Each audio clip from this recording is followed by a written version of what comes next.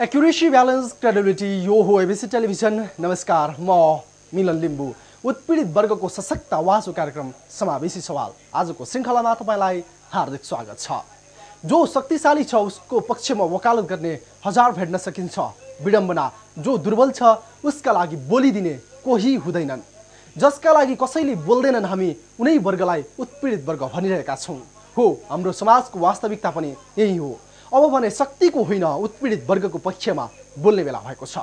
त्यसैले हामी बोलिरहेका छौँ उनै उत्पीडित वर्गको पक्षमा।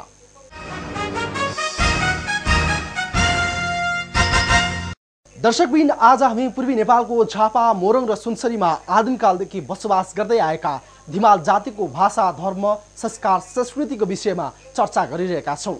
3 जिल्लामा बसोबास गर्ने धिमाल जातिको जनसङ्ख्या करिब 50,000 को हाराहारीमा छ। आफ्नै भाषा, संस्कार र संस्कृतिका धनी धिमालहरू राज्यको विभेदकारी नीतिका कारण बिस्तारै भाषा, संस्कार र संस्कृति विहीन बन्दै गएका छन्।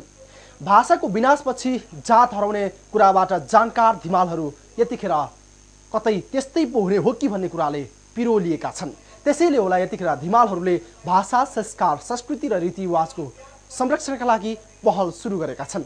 हुन त आज होइन, करिब 25 वर्ष अगाडिदेखि नै धिमालहरू संरक्षणमा जुटेका हुन्, तर राज्यको नीतिका कारण उनीहरू खुलेर संरक्षण र प्रबन्धनमा लाग्न सकेनन्। 2047 सालमा राजा वीरेन्द्र पूर्वाञ्चल भ्रमणमा निस्किएका बेला धिमाल जातिको विकासका लागि भन्दै धिमालहरूको घना बस्ती रहेको मोरङको उर्लाबारीमा धिमाल जाति विकास केन्द्रको नाममा 10 बिघा जमिन समेत उपलब्ध गराएको थियो। त्यसपछि धिमालहरूले समेत संस्थागत रूपमा आफ्नो संस्कार, संस्कृति र रीतिरिवाजको संरक्षणको अवसर पाएका थिए, तर उनीहरूले खुलेर संरक्षण र विकास गर्न पाएनन्। त्यसैले यतिका वर्ष बितिसक्दा पनि धिमालहरू अपेक्षाकृत रूपमा विकसित हुन सकेका छैनन्। पूर्वी नेपालको झापा, मोरङ, सुनसरीमा ऐतिहासिक थातलोका साथ बसोबास गर्ने धिमाल जाति यस भेगका आदिवासी जातिहरू हुन्।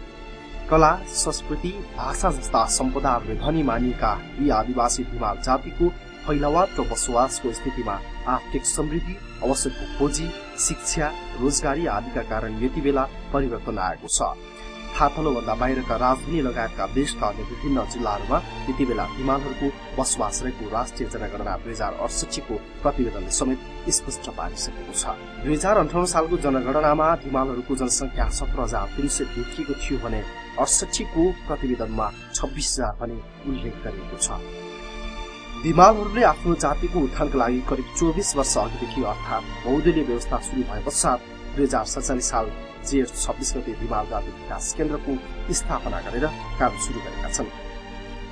तत्कालीन राजा वीरेन्द्रको पूर्वाञ्चल भ्रमणका क्रममा मोरङको उर्लाबारीमा केन्द्रको लागि 10 बिघा जमिन धिमाल परियोजना सञ्चालनको लागि प्रदान गरिएको थियो।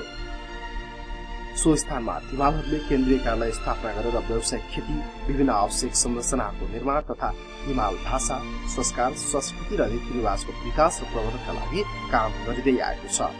त्यस्तै विभिन्न स्थानहरूबाट भूमिहीन धिमाल समुदायका परिवारलाई यसै परियोजना हाताभित्र घर टहरा निर्माण गरिदिने काम समेत धिमाल जाति विकास केन्द्रले गरेको छ।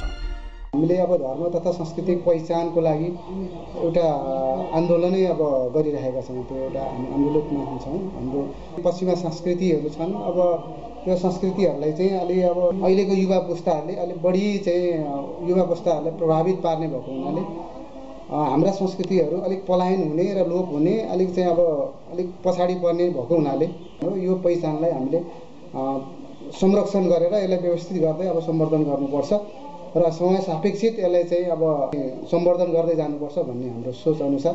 सांस्कृतिक र भाषिक रूपले धिमालहरू सक्षम भए पनि बिस्तारै बाह्य संस्कृतिको प्रभावले धिमालहरूको भाषा र संस्कृतिमा ह्रास आउन सक्ने कुराले धिमाल अगुवाहरू चिन्तित छन्। भाषा लोप भएपछि जाति पनि लोप हुने विश्वको दुःखद अनुभवबाट जानकार उनीहरू यतिखेर भाषा र संस्कृतिको जगतमा विभिन्न उपायहरूको अवलम्बन गरिरहेका छन्। विद्यालयमा अध्यापन गराउने भन्ने हाम्रो योजना पाठ्य पुस्तक 3 कक्षासम्म तयार हुँदैछ, भइसक्यो 2 कक्षासम्म त्यो अवस्थामा छ। यो भाषा बिना, भाषा एउटा पहिचान हो। भाषा बिनाको जाति बिनाको भाषा हुँदैन। कुनै जातिको भाषा हुन्छ। त्यसो भएको हुनाले भाषा लोप हुने बित्तिकै जातिको अस्तित्व लोप हुन्छ। त्यसो भएको हुनाले यसलाई साह्रै हामीले महत्त्वपूर्ण मानेका छौँ। महत्त्व ठानेर यसलाई चाहिँ अब प्रत्येक घरमा आमा बुवाहरूले खालि नेपालीबाट बोलाउने मात्र होइन, उसलाई चाहिँ त्यही बाबुआमाले पनि आफ्नो भाषाबाट चाहिँ आफ्ना छोराछोरीलाई त्यो मातृभाषा चाहिँ भन्ने अनि मातृभाषाबाट चाहिँ नबोलाइदिने गर्दाखेरि त्यो भाषा लोप हुने बढी खतरा भएको छ। त्यहाँ बुवा आमाले जन्मिसकेपछि उसले टटाटुटु बोल्न थालेपछि आफ्नै भाषाबाट बोलाउनुपर्छ र आफूले पनि बोल्नुपर्छ भन्ने हामीले संस्थाबाट पनि अब कतिपय अब हामीले निर्देशन पनि गरेका छौँ। सांस्कृतिक पक्षका लागि धिमाल जातिले पूर्वी तराईका आदिवासी जातिहरूमै अग्रणी समेत मान्न सकिन्छ। धिमाल जातिले आफ्नो जाति पर्वलाई वैशाख 2 देखि असार 2 गतेसम्म मनाउने गरेका छन्। अन्नबाली लगाउने समय सुरु हुने समयमा आफ्नो ग्रमठानहरूबाट पूजाआजा गरेर प्रकृतिसँग वर माग्ने चलन छ धिमाल जातिमा। जाति पर्वमा धिमाल बस्तीहरूमा ढङढङे मेला लाग्दछ। मेलामा सांस्कृतिक प्रदर्शनी हुने गर्दछ जसले धिमाल संस्कृतिका संरक्षणमा केही सहयोग पुर्याएको छ। धिमाल जाति पूर्व तराईको जीवन्त र इतिहास बोकेको जाति हो। औलो लगायतका विभिन्न रोगहरूसँग संघर्ष गरेर विजय प्राप्त गरेका यी जातिहरूको सभ्यता क्रमले आज पूर्वी नेपालको झापा मोरङ सुनसरीका समथर भूभागहरूमा धिमाल बाहेक अन्य लाखौं जनसंख्याको बसोबास सम्भव छ। धिमालहरूको आदिम भूभागमा आज ठूला विकास निर्माण र शहरीकरण सम्भव भएको छ। तर यति बेला आधुनिक समाज र एकात्मक राज्यले धिमाल भूमिमा मानव बस्ती बसाल्न योग्य तुल्याउने कर्मवीर धिमाल जातिप्रति नाक खुम्चेरेको छ। यस्तो अन्यायपूर्ण व्यवहारको तत्काल अन्त्य हुनुपर्छ। धिमाल जातिहरूको ऐतिहासिकता, बसोबासको निरन्तरता, उनीहरूको सांस्कृतिक एकता र भाषा, संस्कृति, जाति विकास, प्रगति आदिका लागि साझा मनोविज्ञान समेत विकास नभएको अवस्था छ। त्यसैले झापा मोरङ र सुनसरीको आदिवासी जनजातिको विकासका लागि राज्यले विशेष प्रकारको कार्यनीति बनाउन आवश्यक छ।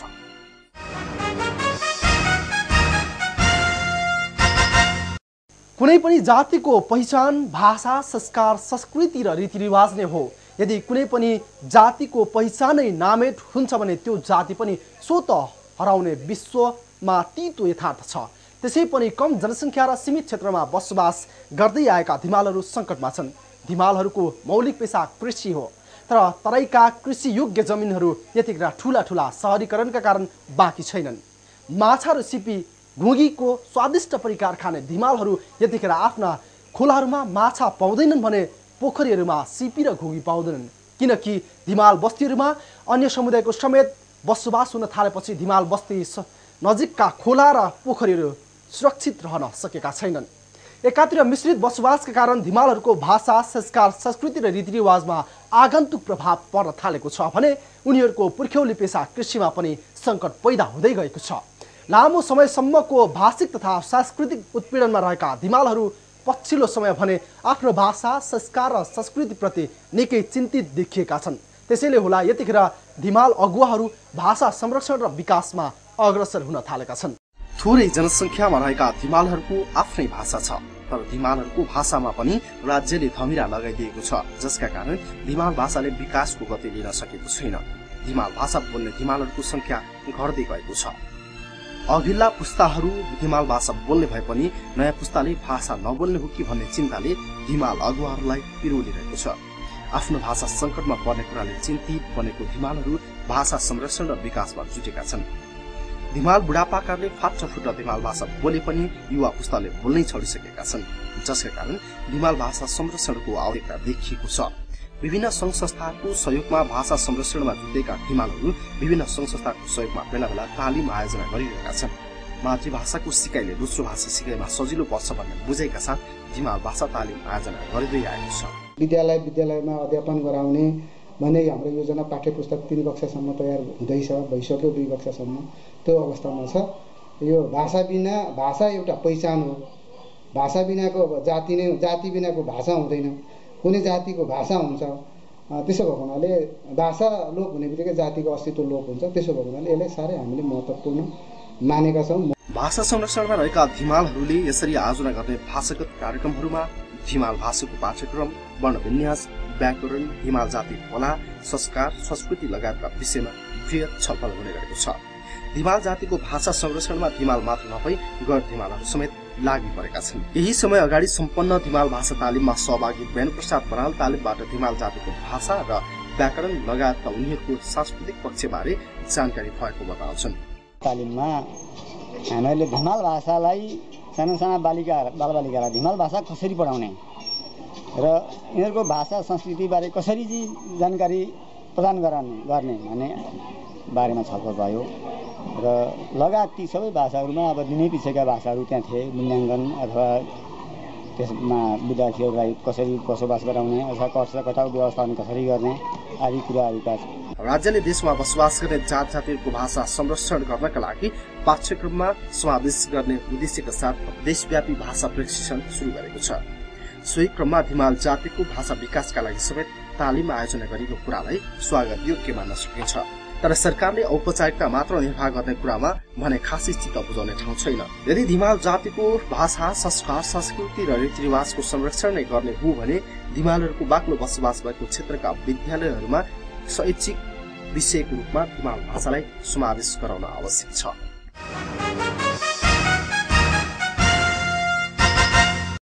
नेपाली शब्दकोशको निर्माण पनि विभिन्न जात जातिको भाषाको आधारमा भएको छ। पहिलो आधार जात जातिको भाषा नै हुन्। यतिखेर भाषाको आधार नै समाप्त पार्ने गरी राज्यले विभेद गरिरहेको छ जातीय भाषाहरूलाई। हामीले आज चर्चा गरिरहेका छौँ धिमाल भाषा र संस्कार संस्कृतिको मात्र होइन, अरू कुनै पनि भाषा, संस्कार र संस्कृतिको संरक्षण र प्रवर्धन गर्ने जिम्मेवारी राज्यको हो। अब एकैछिन ब्रेकपछि फेरि आउनेछौँ।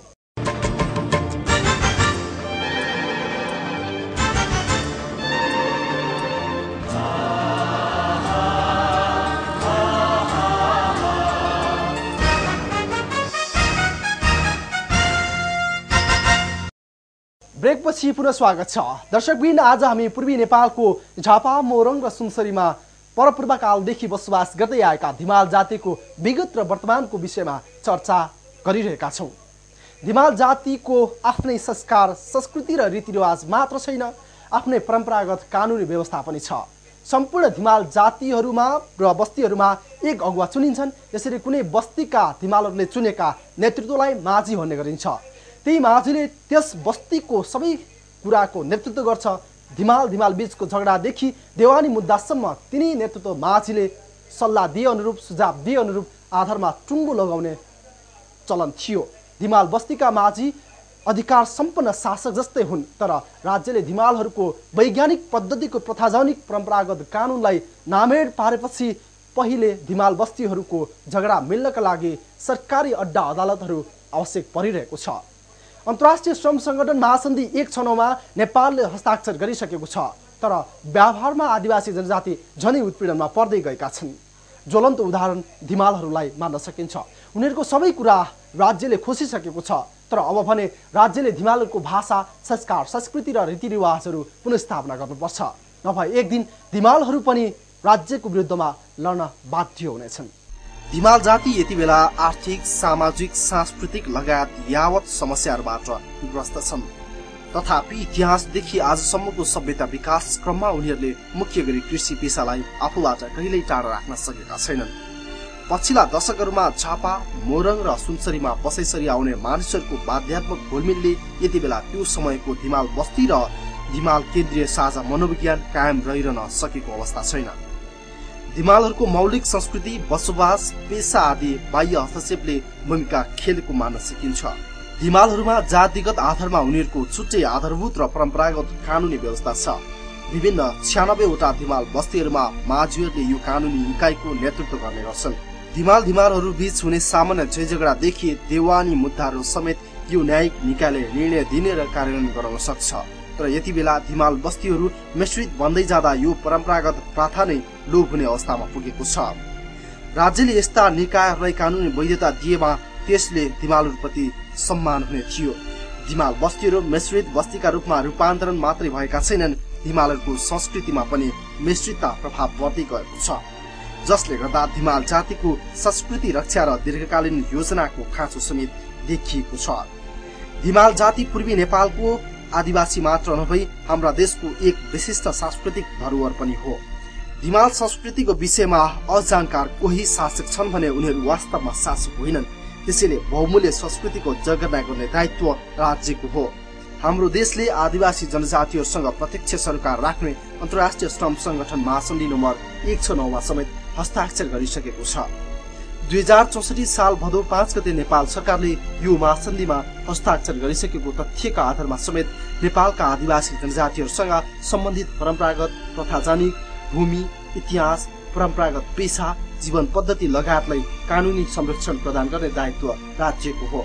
राज्यको तर्फबाट धिमाल जाति र धिमाल जस्तै यो मुलुकका जातीय विविधतालाई साकार रूप दिने जाति विशेषहरूको संस्कृतिको रक्षा गर्ने र सम्वर्धन गर्ने अहम जिम्मेवारी राज्यको हो। यो मुलुकको विविधता र त्यसभित्र लुकेको शक्तिलाई राज्यले चिन्न र उनीहरूको वास्तविक पहिचानलाई स्वीकार्न नसकेसम्म देश उकालो चढ्न सक्दैन। जैविक विविधता, प्राकृतिक संरक्षण, परम्परागत कला, ज्ञान, सिप र जीवन पद्धति आदिले जुनसुकै देशको विकासलाई महत्वपूर्ण टेवा दिने तथ्य लुक्न सक्दैन। हाम्रो देशमा आदिवासी जनजातिहरू यिनै विविधताको रक्षा कवचका रूपमा सभ्यता सुरु भएदेखि आजसम्म निरन्तर क्रियाशील छन्। त्यसैले आदिवासी जनजाति समुदायलाई संरक्षण र उनीहरूको चौतर्फी विकासमा राज्यको तर्फबाट सानो चित्त नभएर राम्रो हुन्थ्यो कि।